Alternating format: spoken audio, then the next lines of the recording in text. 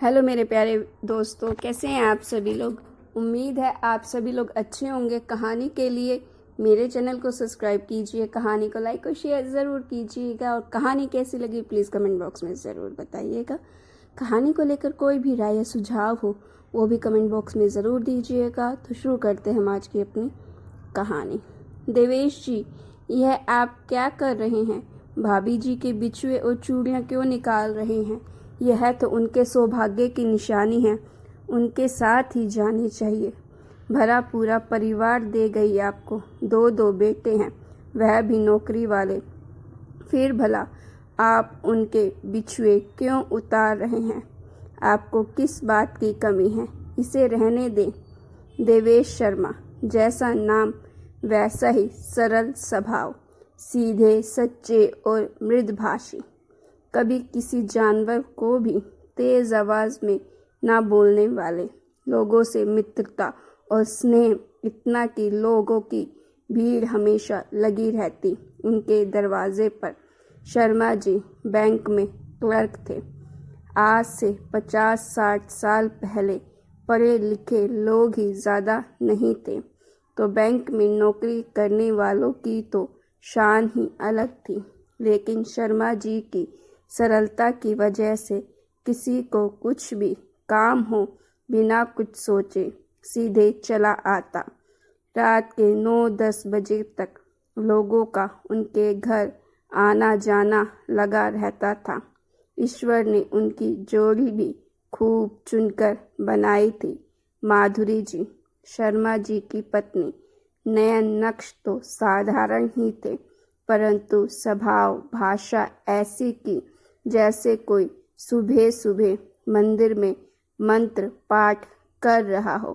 क्या बूढ़े क्या बच्चे, सभी का आदर सम्मान और सबसे प्रेम से बात करना। गुस्सा तो जैसे किसी चीज़ का नाम है उन्हें पता ही नहीं। शरारती बच्चों को उनकी शरारत पर भी इतने प्यार से डांटती कि बच्चों को लगता कि वह उन्हें डांट नहीं रही है। वह फिर से शरारत करने लग जाते। उन्हें शरारत करता देख वह मुस्कुराकर फिर से अपने कामों में लग जाती। घर पर आया कोई भी व्यक्ति बिना चाय पानी के जा नहीं पाता। इतनी ऊर्जा कहाँ से आती थी उनके अंदर पता नहीं। ईश्वर का आशीर्वाद था उनके ऊपर।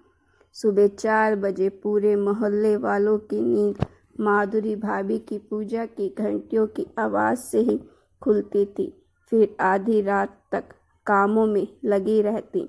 ना जाने कब सोती कब उठ जाती पता नहीं। शायद उनके ही पुण्य प्रताप का फल था। शर्मा जी के घर पर न खेत न खलियान, सिर्फ नौकरी के बल पर दो बहनों की शादी की। फिर अपने 3 बच्चों की परवरिश, पढ़ाई लिखाई, शादी ब्याह सब किया। आस पड़ोस मोहल्ले में किसी के घर मांगलिक कार्य हो या कोई घटना, माधुरी भाभी वहाँ सहायता के लिए ज़रूर उपस्थित मिलती। उनके साथ ससुर यानी कि शर्मा जी के माता पिता तो माधुरी भाभी के गुणगान करते नहीं थकते। हाथों में ऐसी कला कि बेकार चीज़ों को भी साज संवार कर नया बना देती।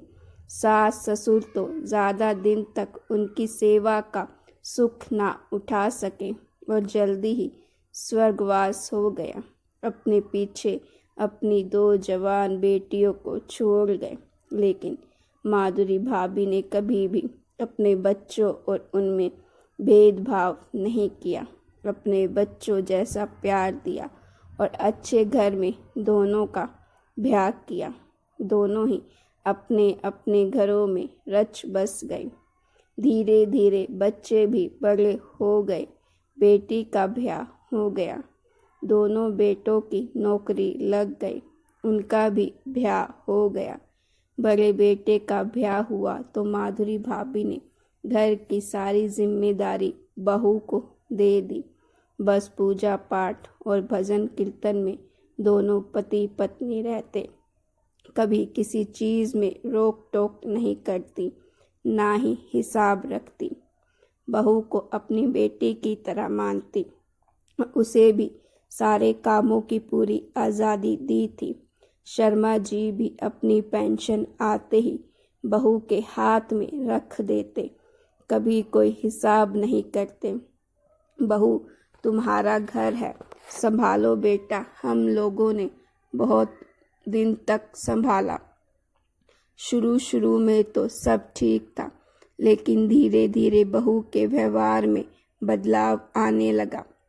छोटे बेटे की शादी के बाद तो घर का माहौल ही बदल गया। माधुरी जी हमेशा से संतोषी थी, किसी चीज के लिए कुछ कहा नहीं। बहू धीरे धीरे अपने परिवार और बच्चों में लगी रहने लगी। अब दोनों बूढ़े उन्हें बेकार लगे।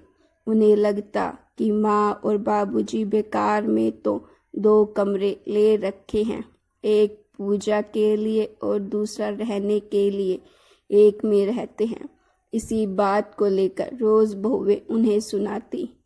एक दिन शर्मा जी और माधुरी भाभी ने अपना कमरा खाली कर दिया और बाहर बरामदे में रहने लगे।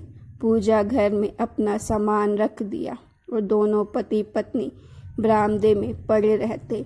बहुओं को ना उनके खाने पीने के समय का ध्यान, ना ही किसी और चीज़ का। बुढ़ापे का शरीर धीरे धीरे और कमज़ोर होने लगा।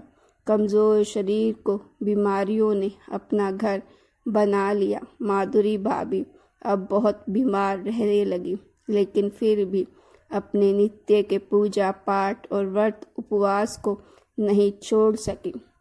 वह पहले की तरह ही चलता रहा। बच्चों को उनकी पूजा पाठ और 4 बजे घंटे की आवाज़ से दिक्कत होने लगी, जिसकी वजह से उन्होंने घंटी बजानी बंद कर दी, लेकिन अपना पूजा पाठ का समय नहीं बदल पाई। शर्मा जी जब पेंशन के पैसों से दवा का खर्च उठाना चाहा तो घर में अलग ही कलह शुरू हो गई। बेचारे मजबूर होकर दवा और इलाज के लिए सरकारी अस्पतालों के चक्कर काटते। जिस घर में देर रात तक लोगों का आना जाना लगा रहता, जिस दरवाजे से बिना खाए पिए कोई नहीं जाता, उसी घर के मालिक आज बिना खाए पिए दरवाजे पर पड़े रहते। बहुओं के व्यवहार की वजह से कोई उस घर में आना जाना नहीं चाहता था। बहुएं तो दूसरे घर से आई, लेकिन बेटों को ना जाने क्या हो गया कि माता पिता की दशा उन्हें दिखाई नहीं पड़ती। लेकिन आज माधुरी भाभी को सभी दुखों और बीमारियों से ईश्वर ने उन्हें मुक्ति दे दी। सुबह सुबह शर्मा जी के हृदय विदारक चीखों ने पूरे मोहल्ले को दर्द से भर दिया। आज शर्मा जी के दरवाजे पर ऐसी भीड़ लगी थी कि हर कोई जैसे उस देवी के दर्शन करना चाहता है, जिसकी एक झलक मात्र से सभी दुखों का विनाश हो जाता है। शर्मा जी को तो जैसे ना जाने क्या हो गया है। मूर्छित अवस्था में सब कर्म उनके बच्चों की तरह हाथ पकड़कर करवाया जा रहा था। आखिरी बेला पर जब माधुरी भाभी को ले जाने के लिए अर्थी उठाई जाने लगी, तब ना जाने शर्मा जी को क्या हो गया। वह उठकर माधुरी भाभी के हाथों से चूड़ियाँ और पैरों से बिछुए निकालने लगे।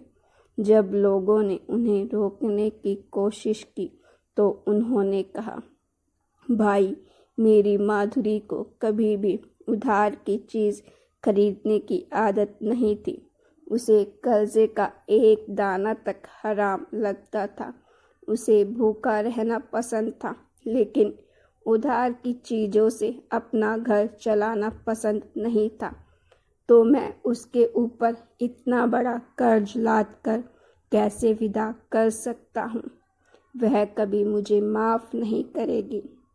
वह तो अपने साथ मेरी आत्मबल भी ले गई। पता नहीं मैं यह कर्ज चुकाने के लिए जीवित रह भी पाऊंगा कि नहीं। उधार की चूड़ियां और बिछुए सुनते ही सबका मुंह खुला रह गया। शर्मा जी की आंखों से आंसू बहने लगे और बोले, हाँ, कल जीवन में पहली बार मेरी मधु ने कुछ मांगा। कल चूड़ियां बेचने वाला आया था।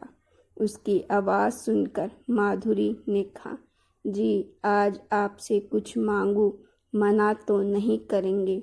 जानती हूँ मुश्किल है, लेकिन पता नहीं आज मेरा बड़ा मन कर रहा है।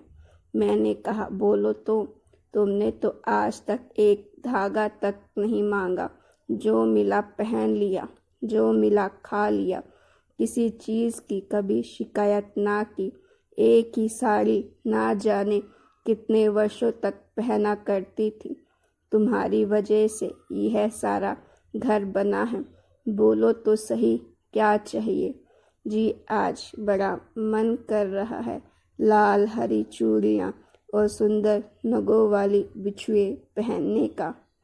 कहना तो नहीं चाहती, ना जाने क्यों आज बार बार मन हो रहा है। मैंने जब बहू और बेटे से पैसे के लिए कहा तो उन्होंने उल्टा सीधा बोलते हुए पैसे देने से मना कर दिया। पेंशन के पैसों में से ही कुछ देने की बात कही तो बहुएं बोली, कैसे पेंशन के पैसे? आप लोग खाते नहीं हो क्या? पेंशन के पैसों से ज़्यादा तो आप दोनों को खिलाने में चला जाता है। लेकिन माधुरी की इच्छा ने मुझे बैठने नहीं दिया। मैं उसकी छोटी सी इच्छा को पूरा करने के लिए तड़प उठा और उसे बिना बताए यह चीज़ उधार में ले आया। मुझे क्या पता था कि मेरी माधुरी की ये आखिरी इच्छा थी, और अगर मैं उसे बता देता कि यह चीज़ मैं उधार लाया हूँ तो वह उसे कभी नहीं पहनती। इतना कहते ही शर्मा जी की जैसे हिचकियाँ बंद गईं। वहाँ खड़ी सभी लोगों की आंखों से बहते आंसुओं से ऐसा लग रहा था जैसे आज इस धरा का अंत होने वाला है। किसी तरह से लोगों ने शर्मा जी को संभाला और माधुरी भाभी को अंतिम विदाई देने के लिए उनकी अर्थी को उठाया। घाट पर तो ऐसी लोगों की भीड़ कि बस शब्द ही नहीं। आज वह मृदु भाषिणी पांच तत्वों में विलीन हो गई। शर्मा जी की माधुरी भाभी की चिता को अग्नि देने के बाद मूर्छित होकर वहीं गिर पड़े और देह त्याग दिया। शर्मा जी की चिता भी माधुरी भाभी की चिता के साथ ही जला दी गई। आज उन दोनों को ही अपने दुखों से मुक्ति मिल गई। प्रेम का ऐसा दृश्य आज देखा कि इसके लिए कोई शब्द नहीं रहा। इस प्रेम के लिए मेरे तो कुछ कहने के ही सामर्थ्य नहीं। मेरी कलम जो आज निशब्द है, कोई शब्द ही नहीं समझ आ रहा इस प्रेम की व्याख्या कर सके। प्रेम ऐसा जिसमें आत्मा बंध गई और जीवन हो या जीवन के पार साथ नहीं छोड़ा। ऐसा प्रेम ना कहीं देखा ना सुना। मुझे तो प्रेम की कोई परिभाषा नहीं पता, लेकिन शायद जिससे आत्मा का बंधन हो जाए वही प्रेम है। तो गाइस, अगर आपको स्टोरी अच्छी लगी हो तो प्लीज़ स्टोरी को लाइक ज़रूर करें।